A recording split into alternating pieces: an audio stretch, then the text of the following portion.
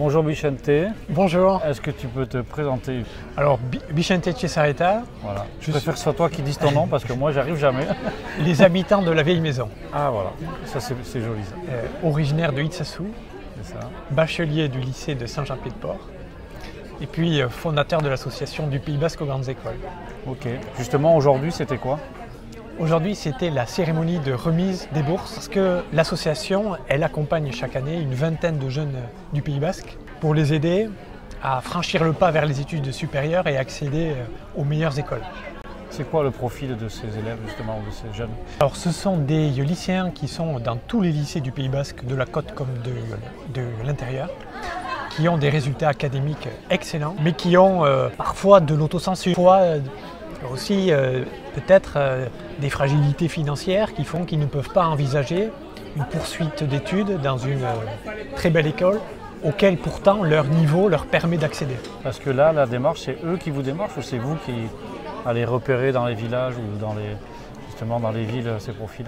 En fait, c'est les étudiants de l'association qui vont chaque année dans une douzaine de lycées du Pays Basque, publics comme privés, témoigner de leur parcours, de ce qu'ils ont fait. Et c'est des jeunes qui parlent à d'autres jeunes. Donc il y a une capacité de projection.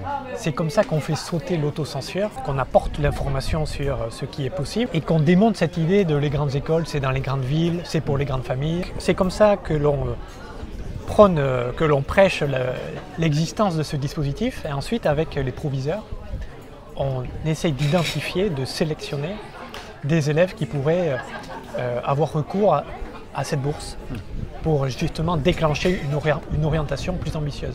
Cette année, il y a eu combien de lauréats? Une vingtaine. Ce qui fait que depuis... C'est ce que j'allais dire. Depuis le début, c'est combien d'élèves accompagnés? C'est la 7e promotion, Ouais. c'est à peu près 80 élèves qui ont été accompagnés. Et si tu dois, le mot n'est pas bien choisi peut-être, mais si tu dois sortir 3-4 profils justement où l'accompagnement a débouché sur une réussite assez incroyable ou assez surprenante, ce serait quoi? On a des lauréats de notre dispositif de bourse qui ont fait HEC.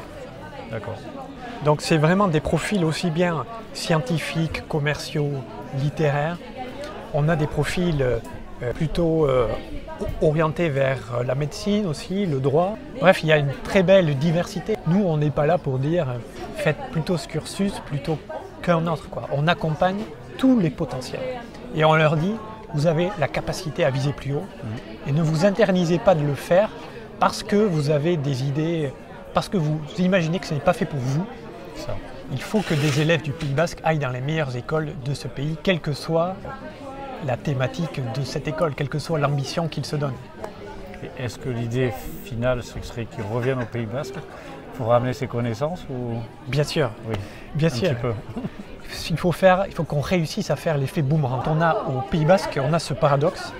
On a d'excellents résultats au baccalauréat, mais on a un des taux d'accès à l'enseignement supérieur les plus faibles. Et ça a une répercussion sur notre économie. Parce que moins on a une population formée, moins on peut construire une économie innovante, qui ne soit pas dépendante du tourisme de masse, qui ne tombe pas non plus dans le folklore. On veut montrer qu'au Pays Basque, c'est une terre d'entreprise. On veut montrer que depuis le Pays Basque, on peut être dans l'innovation de rupture et on peut conquérir des marchés dans le monde entier. Mais pour cela, il faut qu'on accompagne les jeunes de ce territoire à se former davantage. Il faut qu'on arrive ensuite à les faire rentrer au pays pour nourrir notre tissu de PME, pour innover, pour créer des startups. C'est comme ça qu'on va construire, en renforçant l'égalité des chances, un Pays Basque plus fort. Et donc apparemment, tu as donné l'exemple. Il y a des petits qui sont montés dans 2 départements, d'autres régions. Il y a combien d'associations? Aujourd'hui, l'association elle est présente dans 50 départements. On l'a créée en 2013 ici. On pensait répondre à une problématique locale. Des jeunes des 4 coins de la France nous ont écrit pour nous dire mais on a les mêmes problématiques. Il y a un problème national qui est pour les jeunes ruraux l'accès à l'enseignement supérieur et notamment aux filières sélectives. L'égalité des chances est affaiblie. C'est ça. Plus on s'éloigne des grandes villes et plus les problématiques sont les mêmes. C'est ça. Parce que les grandes écoles sont toutes concentrées dans les métropoles où à la capitale et rien n'est fait pour aider justement ces jeunes-là qui grandissent loin de ces centres urbains à avoir toutes leurs chances, à se saisir de ce que le système éducatif leur offre. Et donc c'est pour cela qu'on a eu, je pense, cet écho au niveau national, que des jeunes des 4 coins du pays se sont retrouvés. Et je pense que dans le contexte que le pays connaît aujourd'hui, construire un renouveau de la société aussi en faisant émerger des profils qui viennent des 4 coins de la France, c'est très important. Les besoins aujourd'hui de l'association, c'est quoi? Qu'est-ce que tu recherches des partenaires? Alors, les entreprises, comment elles réagissent à cette association? D'abord, c'est une association qui essaye de fédérer les étudiants et les diplômés de tout âge qui ont fait les cursus sélectifs. Okay.